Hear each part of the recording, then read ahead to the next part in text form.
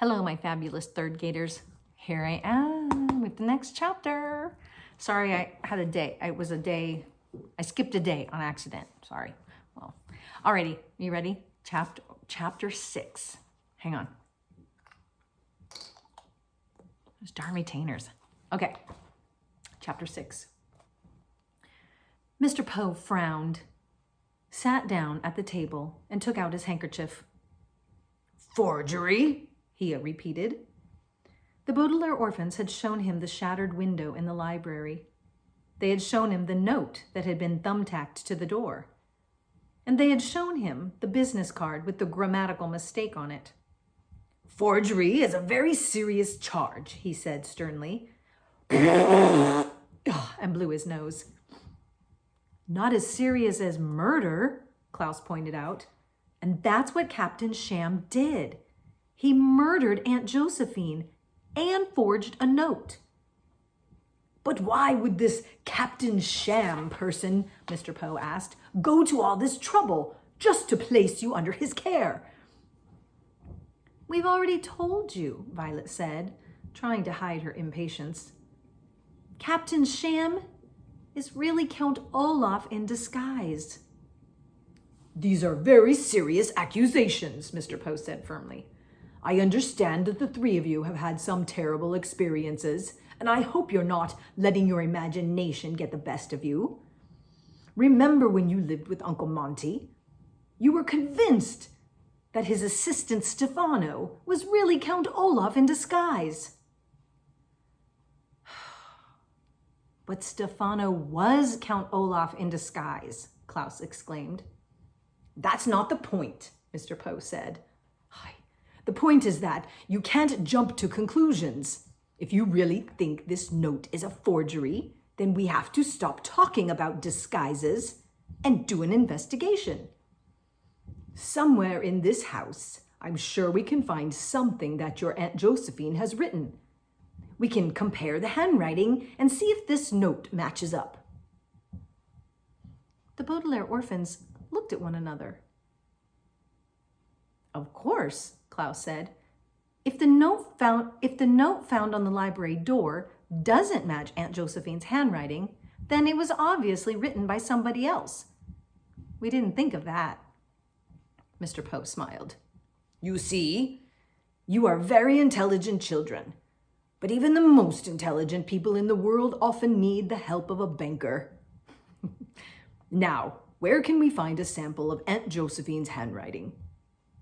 In the kitchen, Violet said promptly. She left her shopping list in the kitchen when we got home from the market. Johnny! Sunny shrieked, which probably meant, let's go to the kitchen and get it. And that's exactly what they did.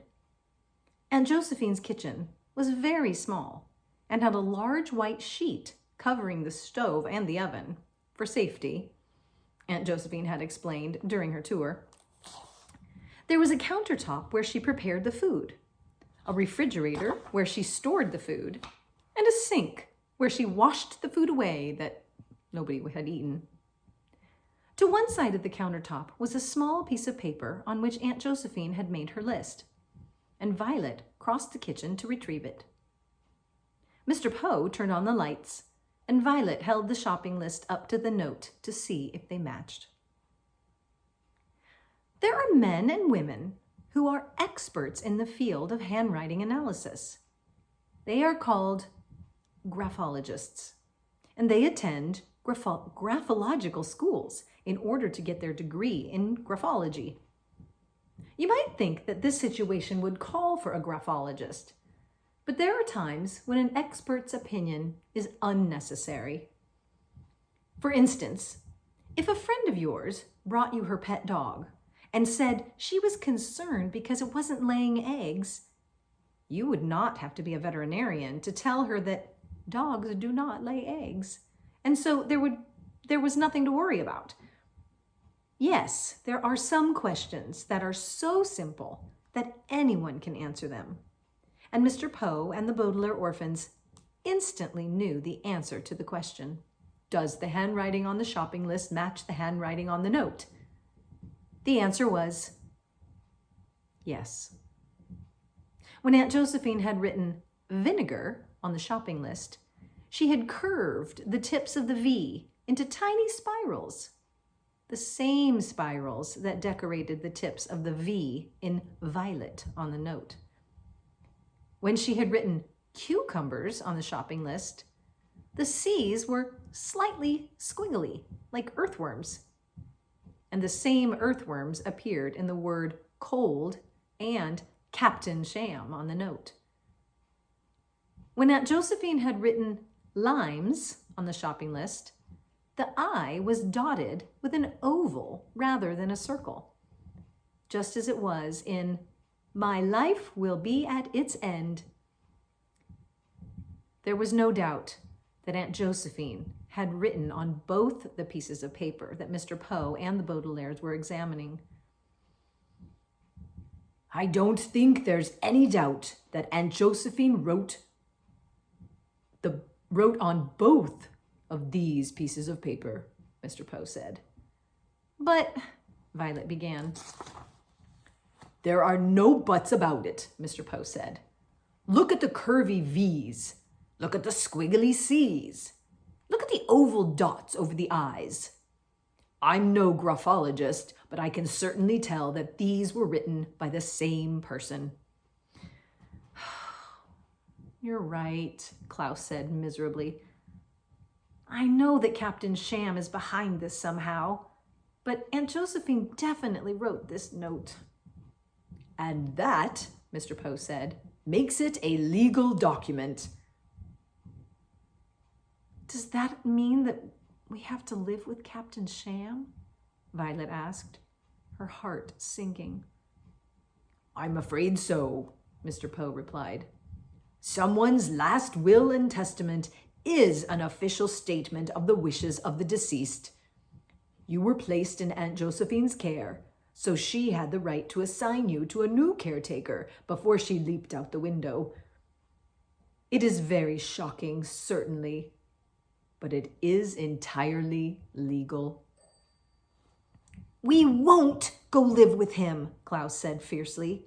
He's the worst person on earth. He'll do something terrible. I know it, Violet said. All he's after is the Baudelaire fortune. And, Sunny shrieked, which meant something like, please don't make us live with this evil man. I know you don't like this Captain Sham person, Mr. Poe said, but there's not much I can do about it. I'm afraid the law says that's where you'll go. We'll run away, Klaus said. You will do nothing of the kind, Mr. Poe said sternly. Your parents entrusted me to see that you would be properly cared for. You want to honor your parents' wishes, don't you? Well, yes, Violet said, but... Then please don't make a fuss, Mr. Poe said. Think of what your poor mother and father would say if they knew you were threatening to run away from your guardian. The Baudelaire parents, of course, would have been horrified to learn that their children were to be in the care of Captain Sham. But before the children could say this to Mr. Poe, he had moved on to other matters. Now, I think the easiest thing to do would be to meet Captain Sham and go over some details. Where is his business card? I'll phone him now. On the table in the dining room, Klaus said glumly. And Mr. Poe left the kitchen to make the call. The Baudelaires looked at Aunt Josephine's shopping list and the suicide note. I just can't believe it, Violet said. I was sure we were on the right track with the forgery idea. Me too, Klaus said. Captain Sham has done something here. I know he has. But he's been sneakier than usual. We'd better be smarter than usual then, Violet replied, because we've got to convince Mr. Poe before it's too late. Well, Mr. Poe said he had to go over some details, Klaus said. Perhaps that will take a long time. I got a hold of Captain Sham, Mr. Poe said, coming back into the kitchen. He was shocked to hear of Aunt Josephine's death, but overjoyed at the prospect of raising you children. We're meeting him in half an hour for lunch at a restaurant in town. And after lunch, we'll go over the details of your adoption. By tonight, you should be staying in his house. I'm sure you're relieved that this can be sorted out so quickly. Violet and Sunny stared at Mr. Poe, too dismayed to speak. Klaus was silent too, but he was staring hard at something else. He was staring at Aunt Josephine's note. His eyes were focused in concentration behind his glasses as he stared and stared at it without blinking. Mr. Poe took his white handkerchief out of his pocket and coughed into it at great length and with great gusto, a word here which means in a way which produced a great deal of phlegm. But none of the Baudelaires said a word.